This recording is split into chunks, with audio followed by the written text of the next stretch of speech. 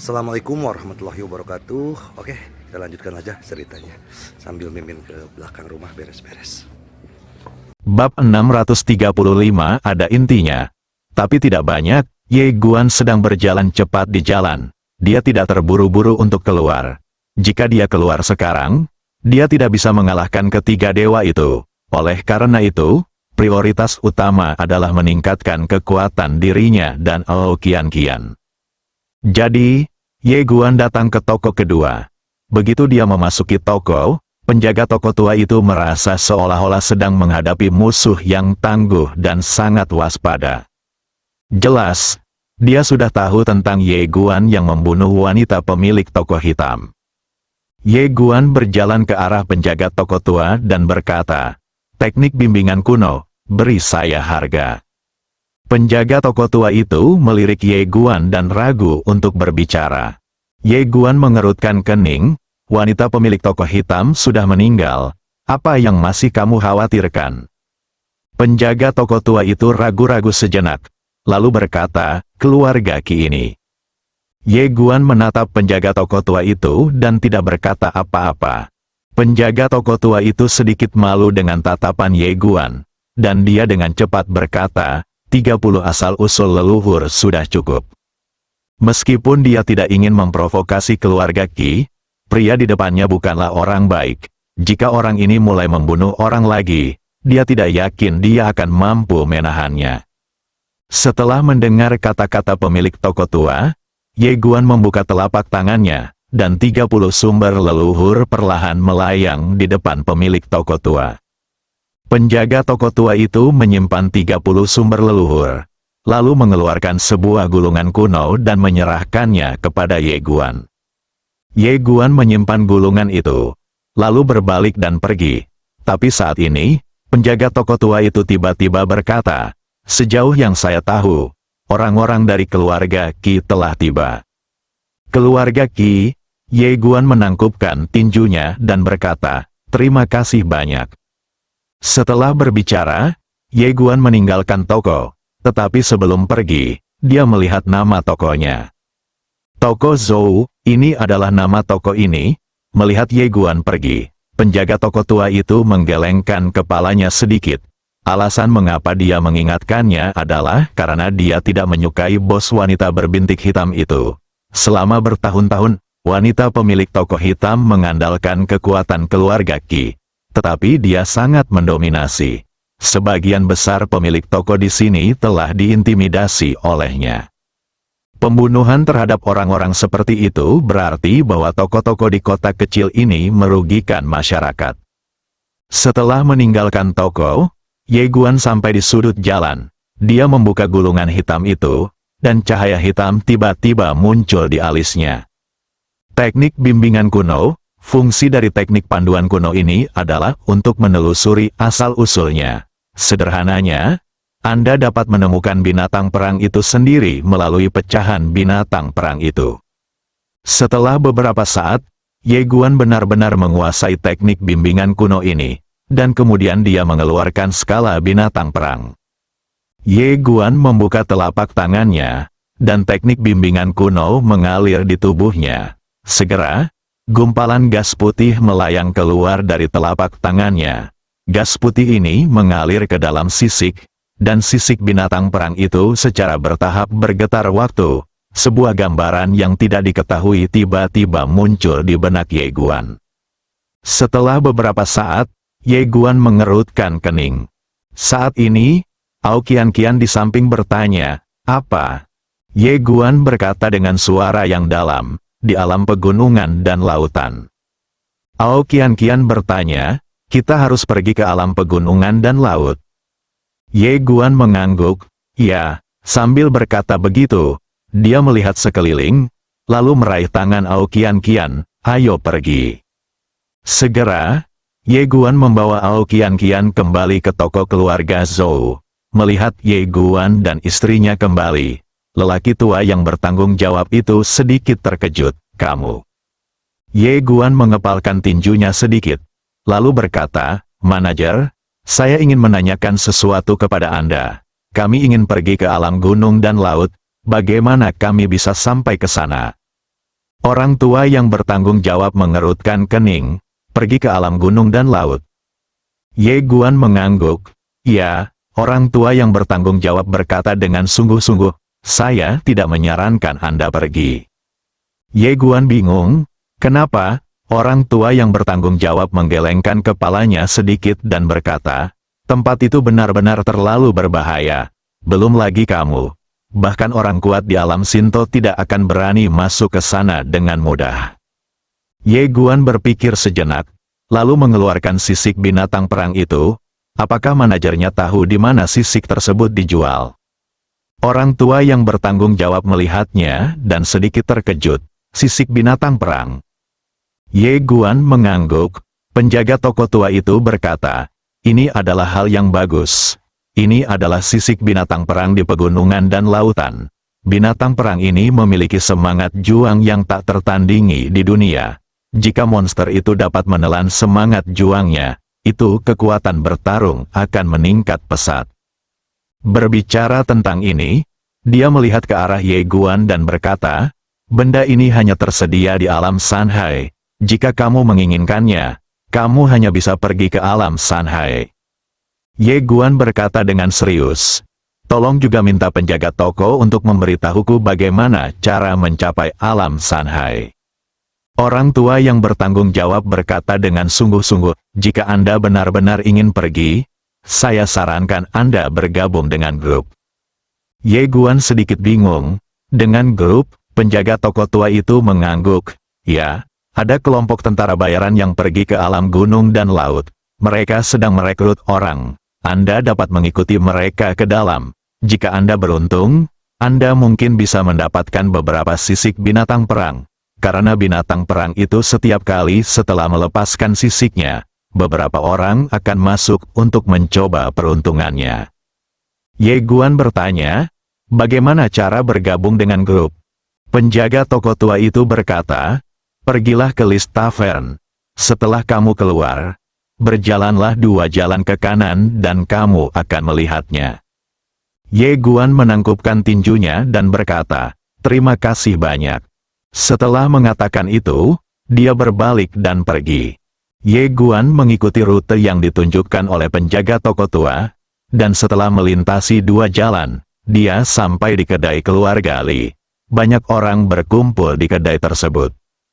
Begitu Ye Guan dan Ao Qian Qian memasuki kedai minuman, mata semua orang tertuju pada mereka, dan di antara kelompok orang ini, Ye Guan melihat orang yang dikenalnya. Wang Shou, melihat Ye Guan dan 2 lainnya, Wang Shou buru-buru menyapa mereka dan berkata sambil tersenyum, teman kecil Ye, kita bertemu lagi. Ye Guan tersenyum dan berkata, iya.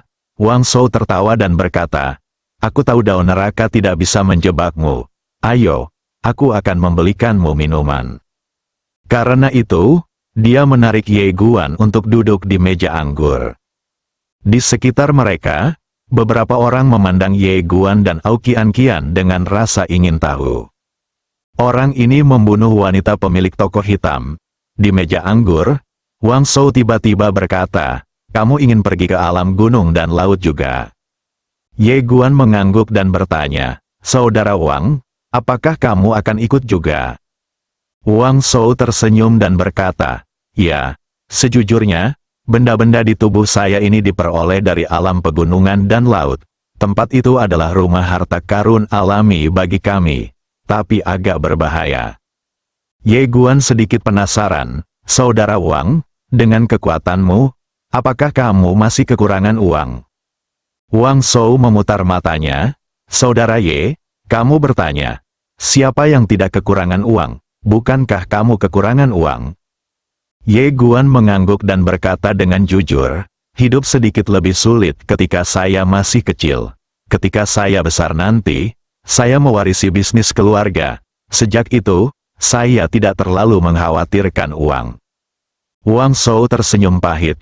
Saudara Ye, kamu tidak tahu bahwa semakin tinggi kemajuanmu, semakin penting uang ini, karena jika kamu ingin meningkat, kamu tidak dapat melakukannya tanpa sumber daya budidaya. Saya sedikit lebih baik, beberapa biksu adalah tidak hanya miskin, mereka juga ada kekhawatiran tentang umur. Anda harus tahu bahwa jika Anda tidak berkembang dalam waktu yang lama, umur Anda akan habis juga sangat penting ketika bekerja di luar. Berbicara tentang ini, dia menghela nafas dengan suara rendah. Khususnya bagi para kultivator biasa seperti kami, hidup tidaklah sesulit itu. Tentu saja, dibandingkan dengan orang-orang berkuasa itu, kami juga lebih bebas dari mereka. Satu orang punya cukup makanan, dan yang lainnya seluruh keluarga tidak lapar.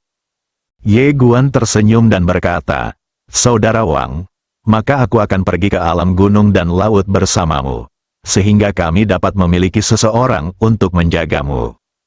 Wang Shou ragu-ragu sejenak, lalu berkata, "Saudara Ye, apakah kamu yakin ingin menjalani kehidupan menjilat darah dari ujung pisau? Menurutku kamu bukan level rendah.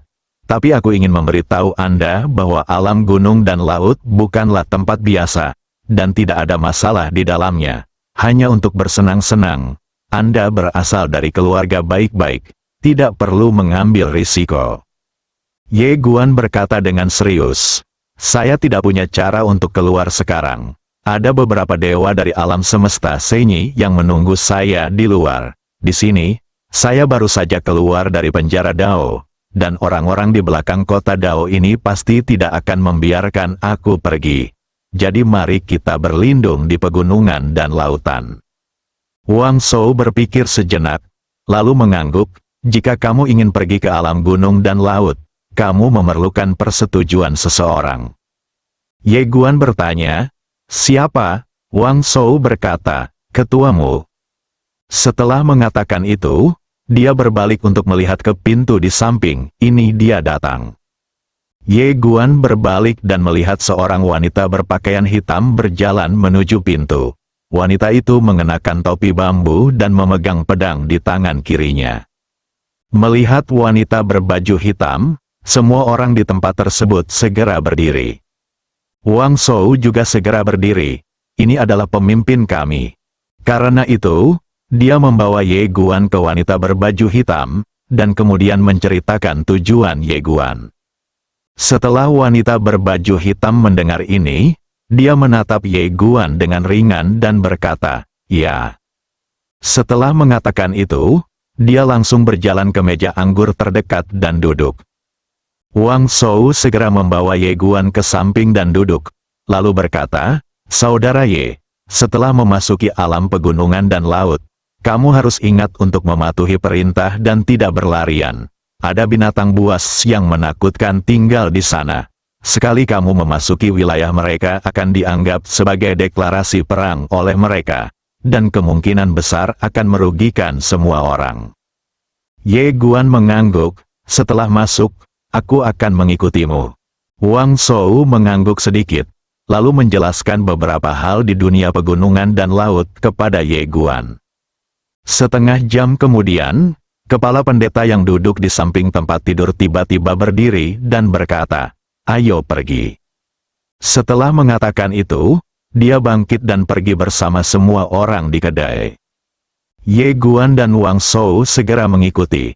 Setelah semua orang melewati jalan, mereka sampai pada susunan teleportasi.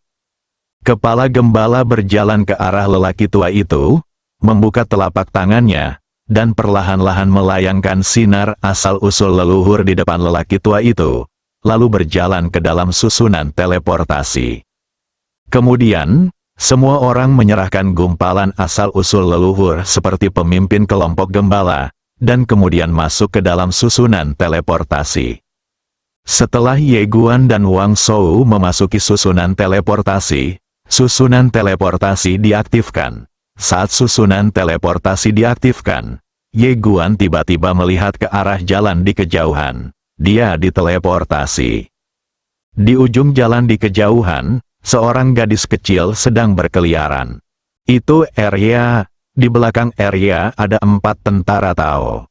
Setelah Ye Guan melarikan diri dari penjara Tao, alasan mengapa orang-orang dari pasar Tao tidak datang menemukannya justru karena Arya. Semua prajurit Tao di kota Dao sedang mengikuti Arya saat ini. Keempat prajurit Tao itu tampak seperti sedang menghadapi musuh yang tangguh. Mereka sekarang telah sepenuhnya menjadi penjaga kedua anak kecil ini. Selama periode ini, mereka melihat segala macam operasi gelap, seperti penangkapan ikan dan penegakan hukum. Kedua lelaki kecil ini mencoba segala cara untuk membuat orang lain merampok mereka. Terutama lelaki kecil berkulit putih, yang akan mengeluarkan harta ajaib dari waktu ke waktu dan memflashnya, karena takut orang lain tidak akan tahu bahwa dia kaya. Singkatnya, mereka ingin merampok, namun, ada intinya, jika orang lain tidak melakukannya, mereka juga tidak akan melakukannya. Namun terlihat bahwa walaupun ada keuntungannya, namun tidak seberapa. Bab 636, Saudaraku, berhenti berkelahi, di jalan, Arya menjilat manisan Hao dan berjalan perlahan. Di bahunya, Xiaobai masih memegang pedang King Xuan, matanya melirik ke sana kemari dari waktu ke waktu. Di belakang kedua anak kecil itu, keempat tentara Tao mengikuti dari dekat. Dan sepertinya mereka tidak berpikir untuk mengambil tindakan untuk menangkap keduanya. Namun, setelah gadis kecil itu memukul mundur seorang tentara Tao, mereka dengan tegas menyerah dan berusaha lebih keras. Sekarang mereka sedang menunggu kedatangan Hakim Agung. Selama ini, mereka hanya berharap kedua anak kecil ini tidak menimbulkan masalah. Pada saat ini, gadis kecil itu tiba-tiba melirik ke arah susunan teleportasi di kejauhan, dan kemudian menjadi bingung, mengapa aku sepertinya baru saja melihat cucuku. Cucu, setelah mendengar kata-kata Arya, Xiaobai dengan cepat melihat ke arah susunan teleportasi, tapi tidak ada apa-apa di sana. Xiaobai berkedip, lalu melambaikan kaki kecilnya dengan cepat. Arya menjilat manisan Hao-nya, lalu berkata, apakah karena matanya yang menyilaukan? Xiaobai mengayunkan pedang King Xuan, tidak tahu apa yang dia ungkapkan. Setelah Arya terdiam beberapa saat, dia berkata, sepertinya aku tidak tahu cara melihat bunga, ayo pergi dan lihat. Setelah mengatakan itu, dia mengikuti Xiaobai.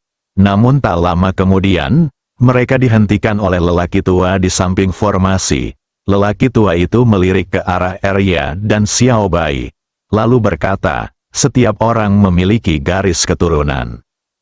Arya membuka telapak tangannya, dan dua sumber leluhur melayang di depan lelaki tua itu.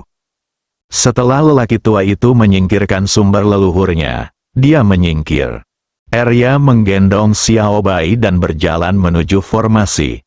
Ketika dia melewati lelaki tua itu, dia tiba-tiba menatapnya dengan kebingungan di wajahnya.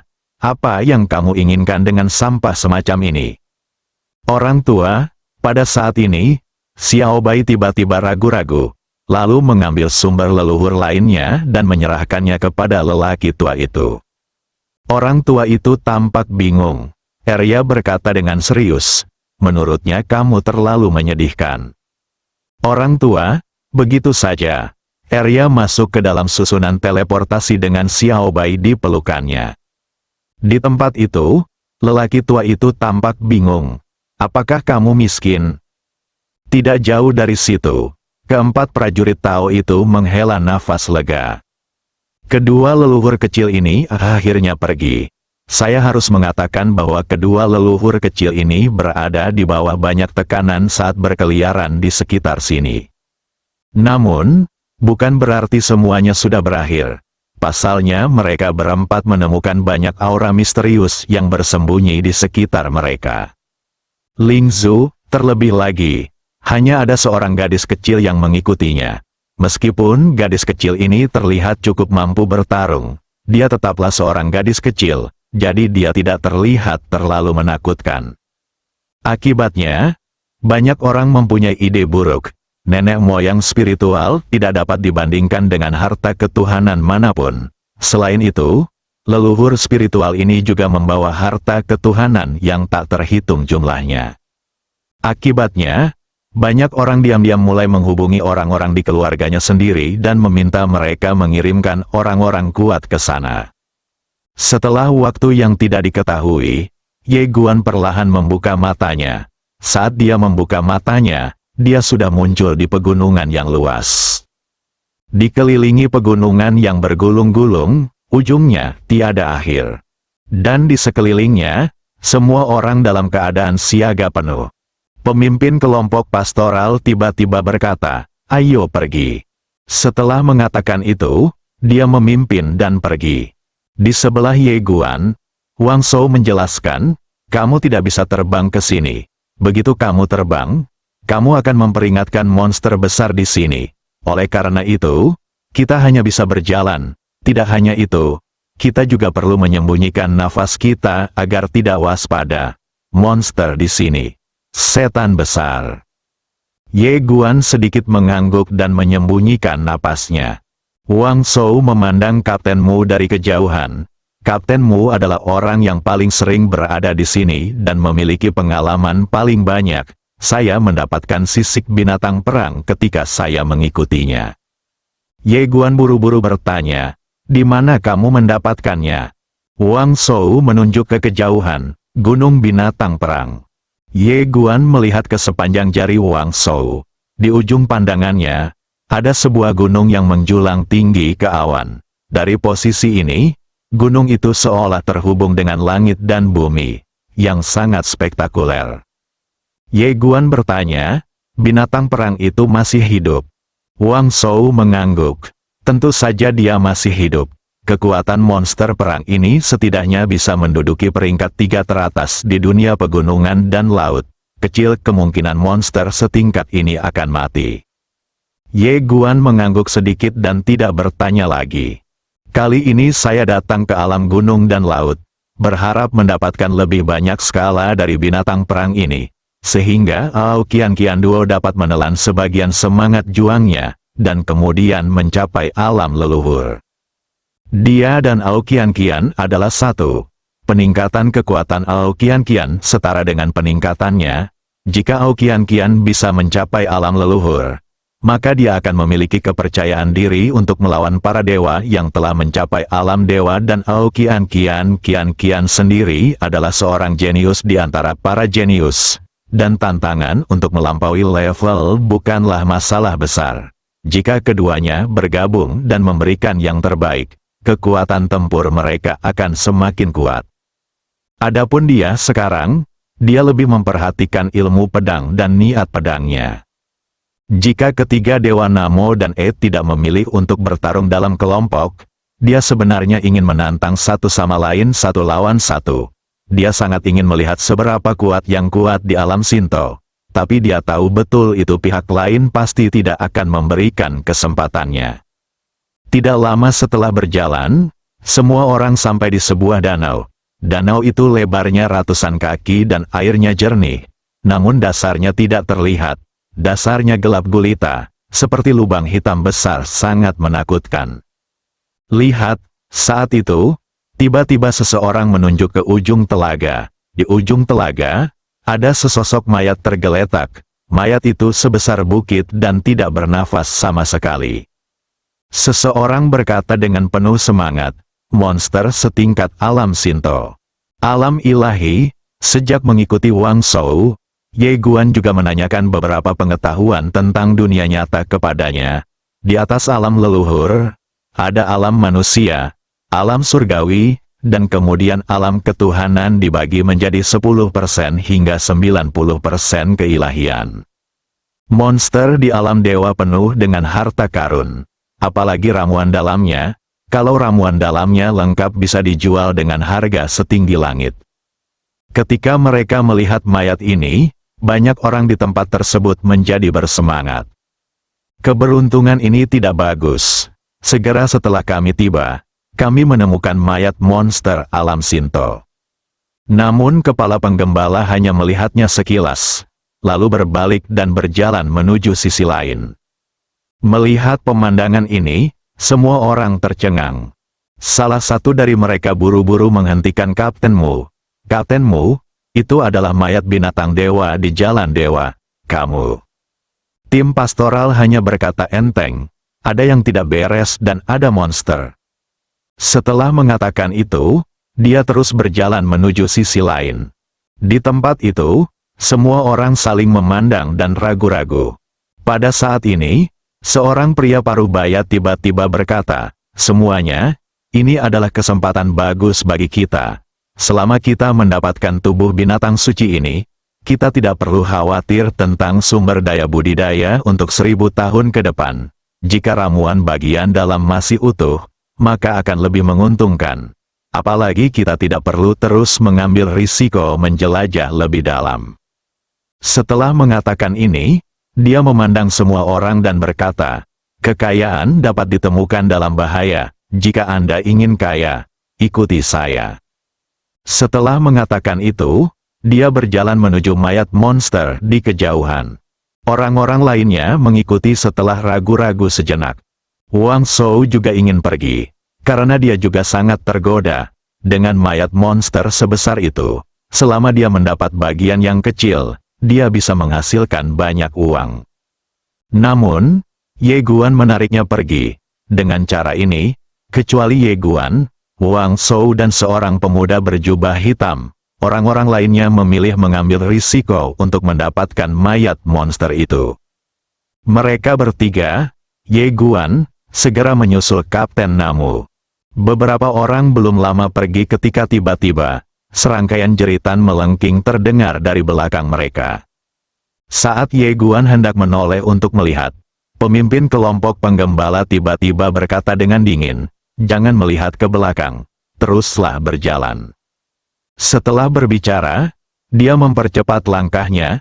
Ye Guan ragu-ragu sejenak, tidak memilih untuk melihat ke belakang, dan mengikuti Kapten Mu dengan cepat menuju kejauhan. Di belakang beberapa orang, jeritan terus terdengar, dan butuh waktu setengah seperempat jam hingga jeritan itu berhenti. Di hutan lebat, kepala pendeta terus berjalan ke kejauhan tanpa berbicara. Di sebelah Ye Guan, wajah Wang Shou sedikit pucat. Jika Ye Guan tidak menghentikannya, dia akan langsung lewat.